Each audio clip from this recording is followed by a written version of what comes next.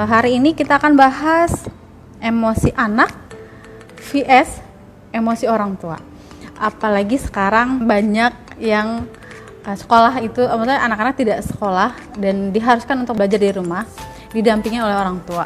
Dan yang biasanya orang tua pulang sekolah ya tinggal ngajarin dikit-dikit aja, sekarang harus mengajarkan itu full day ya. Otomatis saya sebagai ibu juga ya, untuk ngajarin anak nggak gampang gitu. Ternyata pekerjaan guru itu luar biasa ya Bunda gitu. Boleh siapin pertanyaan sebanyak-banyaknya, mumpung bisa konsultasi gratis juga nih. Jadi Bunda bisa ajukan pertanyaan sebanyak-banyaknya. Saya juga udah menabung banyak pertanyaan. Ada beberapa yang sudah WA kami pertanyaan-pertanyaannya, katanya malu kalau nanyanya di live. Akhirnya saya putuskan untuk dititipkan ke saya, kemudian nanti ditanyakan. Bunda Humairah, coba saya cek dulu ya. Oke, sebentar lagi Bunda Humairahnya. Oke, kenapa saya bahas ini? Karena ini banyak yang masuk juga di DM, kemudian di nomor WA kami. Mau dong bahas gimana sih untuk mengontrol emosi kita sebagai orang tua.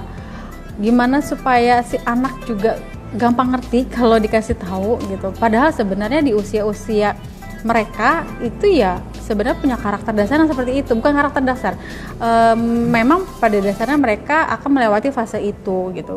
Kalau dikasih tahu mungkin marah gitu ya, emosinya, egoisnya itu banyak sekali gitu. Halo. Oke, suaranya oke. Waalaikumsalam Bunda, kita ketemu lagi. Yang ingin ditanyakan, apakah sebenarnya anak-anak itu akan melewati fase itu, masa aku gitu kan, aku egois banget gitu ya. Itu apakah akan melewati fase itu atau gimana nih? Oke. Kalau tadi Mbak Ani sampaikan sebetulnya ke anak dengan kondisi seperti ini, apakah betul memberi pengaruh? Pasti ya, ada pengaruhnya ya untuk anak sendiri. Dan apa sih penyebabnya sebetulnya ya? Kok tiba-tiba kadang anak bisa menjadi emosional gitu ya? Iya, betul. Kita nggak ngerti gitu awalnya kenapa kok tiba-tiba anak saya seperti ini. Sebetulnya ada dua hal utama yang bisa kita perhatikan yang membuat anak akhirnya memunculkan emosi yang seringkali membuat pengasuh, orang tua, orang terdekat dalam kehidupannya itu menjadi bingung gitu ya. Diapain gitu ya, kita panik sendiri. Jadi prinsipnya sama sebetulnya. Jadi yang utama itu yang harus kita lihat, biasanya anak gelisah, menunjukkan emosi, menunjukkan ketidaknyamanan itu diawali ada kebutuhannya yang tidak terpenuhi. Kebutuhan itu ternyata hal yang penting buat anak.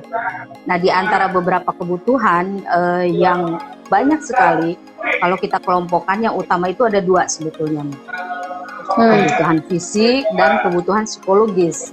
Nah, untuk anak yang kebutuhan fisik seperti makannya, minumnya, istirahatnya, keinginan untuk bergerak dan yang lainnya itu, kalau itu terpenuhi dengan baik, anak akan menjadi sehat dan nyaman. Harusnya tidak muncul keluhan-keluhan emosi ya, kalau memang dia punya kondisi fisik yang baik, tidurnya cukup, tadi yang saya bilang istirahatnya cukup, kemudian asupan makanan, nutrisinya juga bagus. Karena kenapa? Ini akan berdampak pada perkembangan fisiknya juga. Kalau fisik itu kan selalu terkait dengan aktivitas yang akan dia lakukan, dan dia bisa beraktivitas dengan baik kalau memang nutrisi di tubuhnya juga bagus sehingga pertumbuhannya juga optimal gitu ya. Dan tugas-tugas perkembangan fisik yang lain itu bisa dia lakukan dengan enjoy-nya sehingga tidak memunculkan emosi di sini.